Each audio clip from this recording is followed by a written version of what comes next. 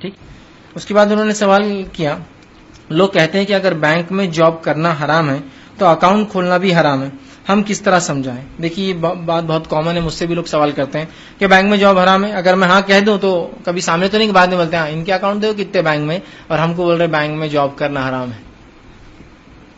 دیکھیے کچھ چیزوں کو آپ کو سمجھنا پڑے گا.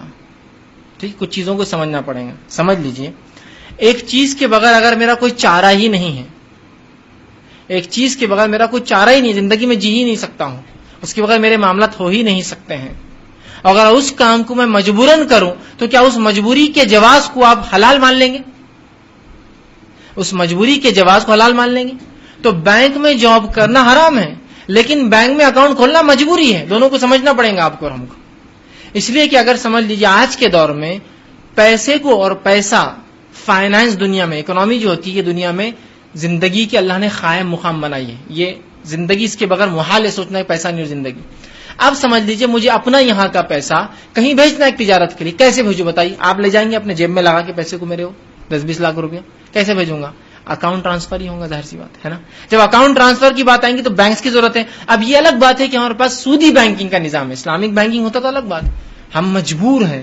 تو اس مجبوری کے میرے عمل کو آپ اپنے جاب پر جواز کیسا لے رہے کہ آپ کی جاب حلال ہے؟ یہ تو مجبوری میں ہم اکاؤنٹ کھول رہے ہیں، خوشی سے تھوڑی کھول رہے ہیں کہ اسلامک بینک ہے اس کے بعد بھی خوش ہو رہے ہیں نہیں بہت مزہ آ رہا سودی بینکوں میں کھولنے میں. ہم مجبور ہیں.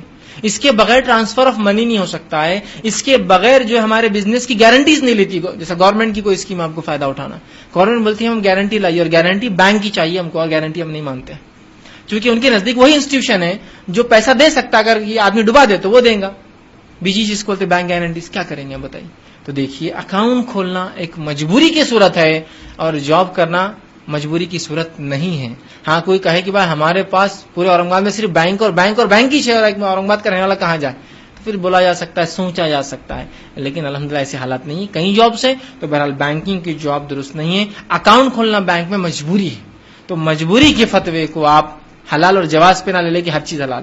اگر کوئی مجبوراً فتوا دے، مجبوراً کوئی کام کرے تو آپ اس کو ہمیشہ کے لیے حلال تھوڑی سمجھیں گے. اس وقت کے لیے صرف وہ حلال ہوتا ہے، ہمیشہ کے لیے نہیں. تو اکاؤنٹ کھولنا مجبوری ہے، جاب کرنا مجبوری اگر ہے، انسان مر رہا ہے اور کھانے کچھ نہیں ہے اس کے علاوہ کہ وہ بینک میں جائے، تو اتنی جاب کرنے کی اجازت علماء دیتے جتنا صرف کھانے کو اور اس کے بعد کوئٹ کر کے فوراً جانا ہے.